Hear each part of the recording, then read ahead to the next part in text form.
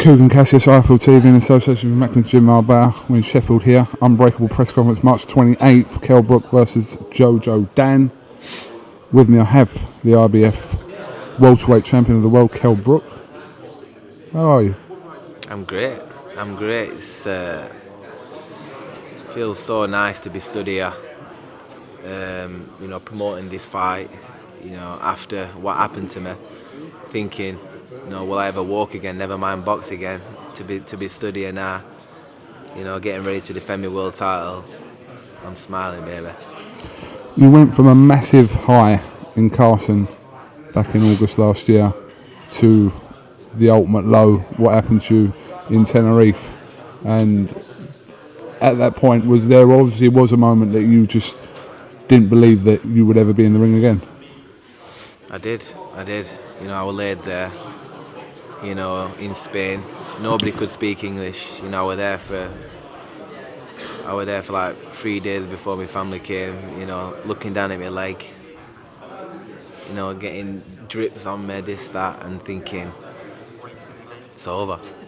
It was a dark time, but, my family came, and then a day before I was supposed to go, a doctor came in and actually said, I think that you'll make a full recovery.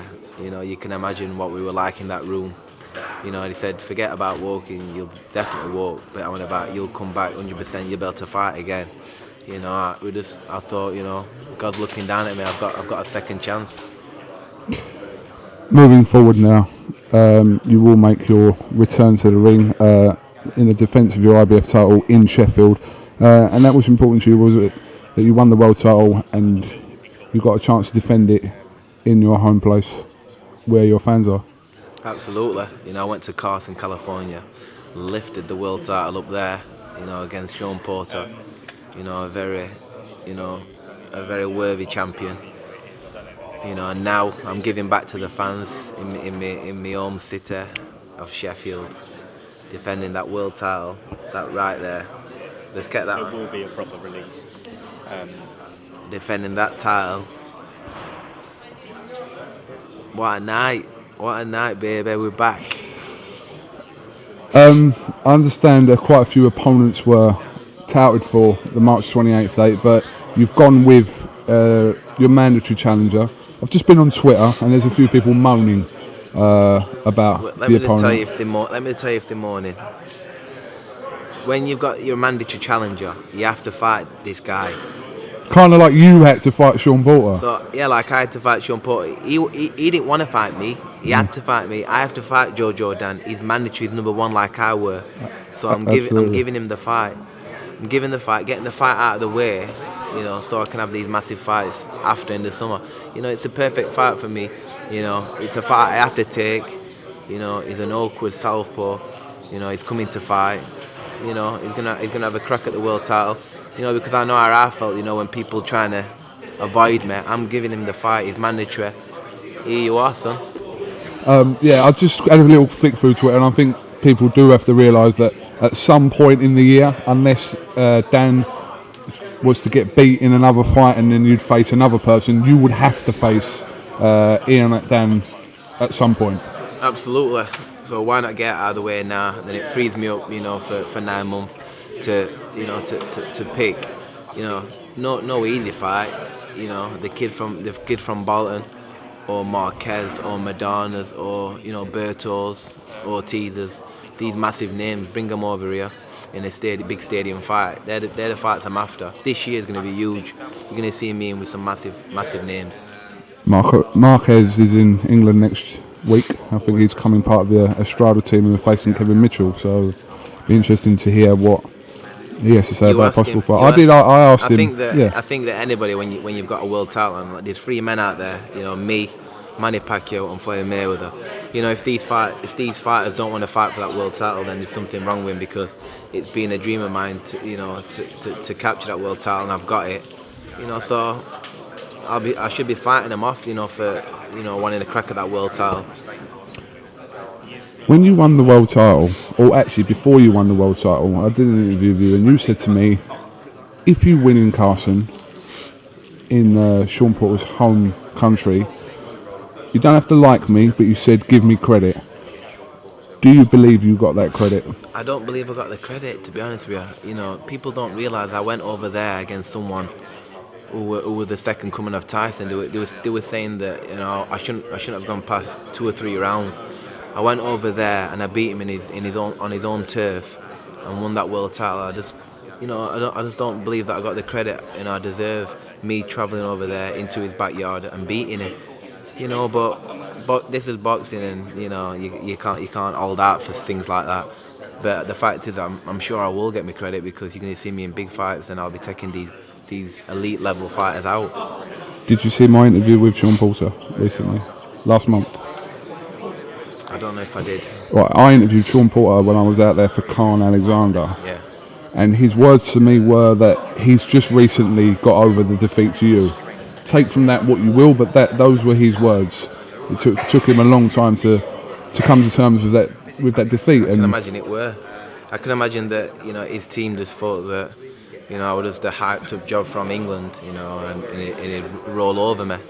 And he's probably just realising now that, you know, I was the real deal, and I took it off him, and, you know, him being world champion, he just never ever pictured him losing. But he woke up and realised just then, like he said, probably a long time after, that he got whooped. Did you watch Khan Alexander? I did. What did you think? Very impressed. Amir Khan, you know, boxed very well, very well. I can't pull him down in any way. Were you disappointed by Alexander's performance? Yeah. Styles make fights. He was following me around the ring, you know. He sent after so many rounds to give up in my eyes. You know, when me and Khan fight that night, a bit of me is going to be left in that ring. My soul's going to be left in that ring. I won't be following around that ring. You know, I'll be. Let's make that fight happen. Khan has openly said that. I mean, he's not dismissed the fight, but he has said that if you two fight, he is the lead draw in the fight out of the two of you, despite you having the IBF crown. So what do you think about that? He said that openly a few times. I think that he's got a point, but you know, it's not true. Is he a bigger name than you, though? He's a bigger name than me. But what's that got to do with it? The fact is I'm world champion, I'm unbeaten, I'm number 1 in the ratings in Britain. I'm number 1. I'm not being beat. So why should he be the favourite? You know, when he stepped up to that high end level, is being knocked clean out. I've not been beat. Whoever they put in front of me, you know, I've beat. I'm world champion. You know, so where do I come in? We're waiting to see what Mayweather does, May the 2nd, whether it's Pacquiao, Cotto, Khan, whoever it is. But if it isn't Khan, then is there any reason why? What's the reasons why the fight can't happen? If Khan isn't going to fight Mayweather, which you can't blame Khan for taking a Mayweather fight ahead of a fight with you, yeah. But if that fight isn't going to happen, then is this going to be a fight that we're never going to see, Khan Brook? You're going to have to ask him all these questions, because you know that I'm willing to fight him. You know that I want that fight. If I don't fight him, I'll be fighting someone, a really high-end name, like a Marquez, you know, Timothy Bradley, you know, Pacquiao's, you know, these kind of names, Berto, Ortiz, them kind of names in summer. They're the fights what I'm after, big fights, you know. So I've got this mandatory, what I have to fight, Joe Jordan, and then you'll see me in a massive fight in the summer. But don't get me wrong, this Joe Jordan's no joke. He's coming to fight. He's number 1 for a reason, like I were. You know, he's wanting it. Do you think Mayweather-Pacquiao will happen? I think it should happen. I've heard that they're talking and they're getting somewhere. I think it's best they've done so far, you know. They're talking, and I think it's getting closer, innit? I've got a great idea. You fight Khan, Pacquiao fights Mayweather, and the winners fight each other. How about that? Done. I wish it was that simple. I genuinely do. Kel, listen. Bring me in now for half chat. Oh. He's talking all these names, right? I'm sick of hearing this shit, right? We're talking about Khan. He ain't going to take the fight. I'm going to take the fight. We've agreed it. I've signed. Are you going to sign for it? Who's he? Big Phil. Big Phil. Yeah. Eddie says it's up for it. You said that you want to do it. Are you going to sign? Fight me in the summer. Yeah, I'll sign. Let's put it on you now. I'll sign. Pay per view. Alright, Catch calm weight. down. Calm down. Catch weight. Oh, yeah. Alright, I'll see you. Not a problem. Alright, calm down. I actually do like Kel. I'm just going to feel bad when I smash him. Hey, don't be smiling. Don't be doing it for smiling, you. charity. Don't be smiling. Don't break game. You won't be smiling. You won't be smiling on May the 30th, mate. He's already got the date for it. They already got the date. I have heard that you're in a big fight against Billy the Hardman Brook. That's going to be confirmed very shortly. Well, you know I'm going to be there, don't you? Yeah, who are you supporting? Eh? Who are you supporting? Billy the Hardman. What? He's the hard man. Listen, fuck your uncle. Alright? No. I'll beat him and you in the same He's night. unbeaten. Us Brooks don't lose.